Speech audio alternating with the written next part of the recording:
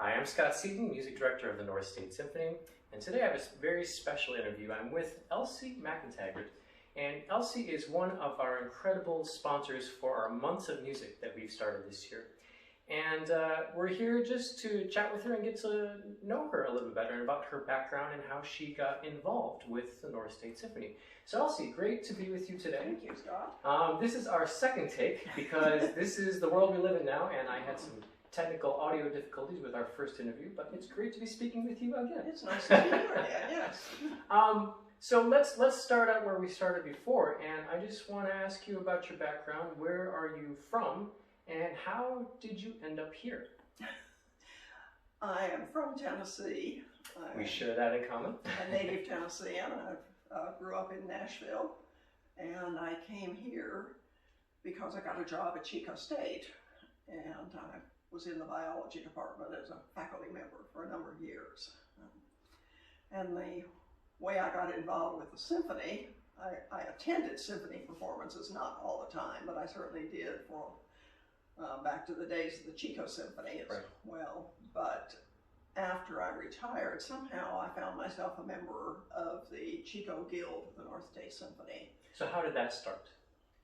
How did the Guild start? No, how did you find yourself? Who lured you in?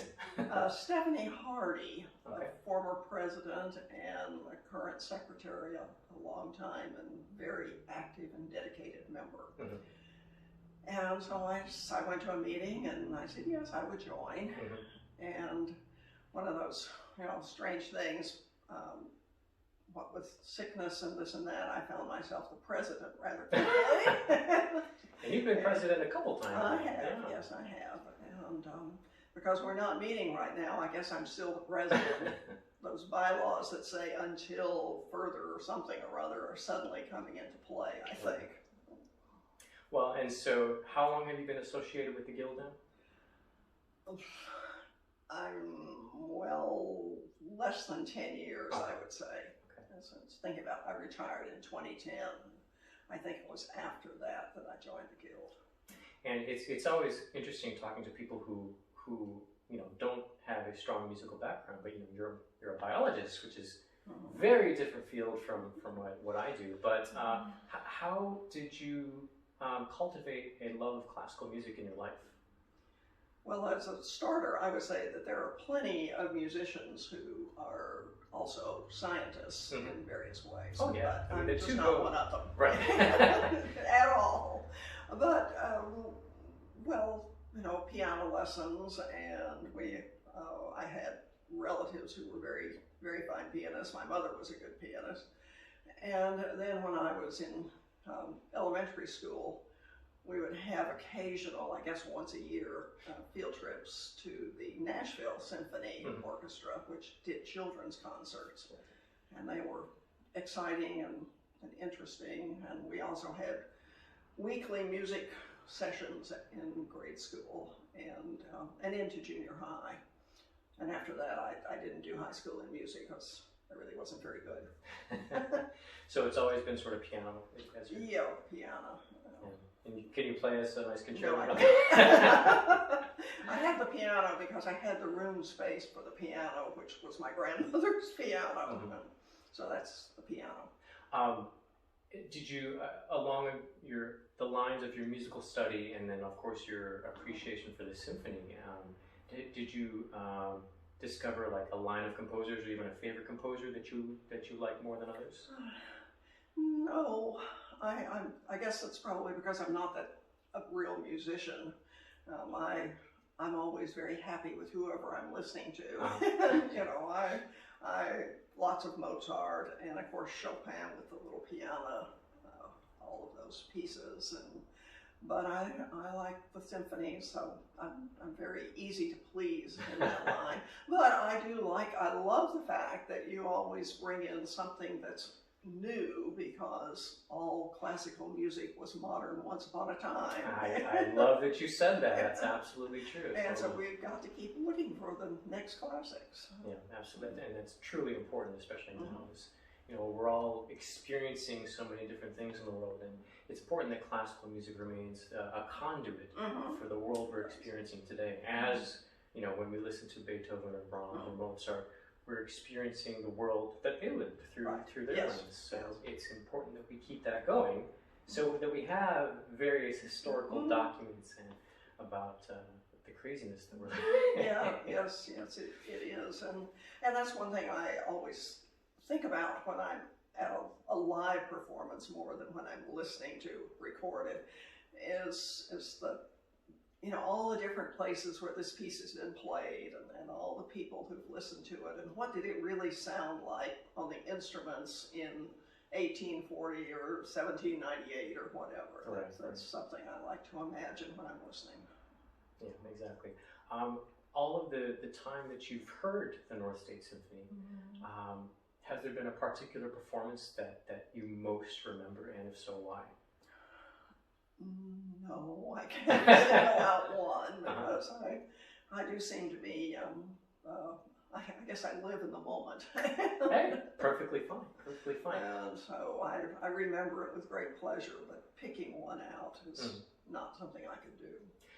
What is most special about the North State Symphony for you? Oh dear.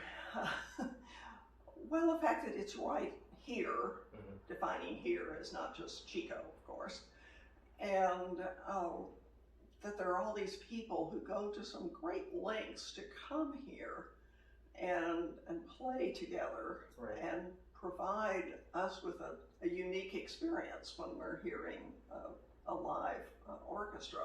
One of the things I was really very pleased with, I'd never heard of Chico before I got a job here. Neither had I. Yes, it does happen. And when I came, and all of a sudden there were signs for concerts, and I thought, oh, okay, this is something I kind of know what I'm talking about. Right. Well, I'm sure that was exciting.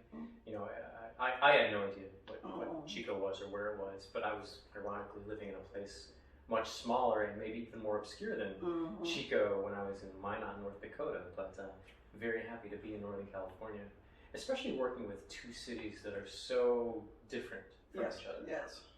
And it's nice rising up to the challenge to craft programs and bring in newness that will cater to both sets of audiences. Actually, it's not just sets, because the North State region is very large, so it's a nice responsibility for us to integrate ourselves as much as possible into our communities.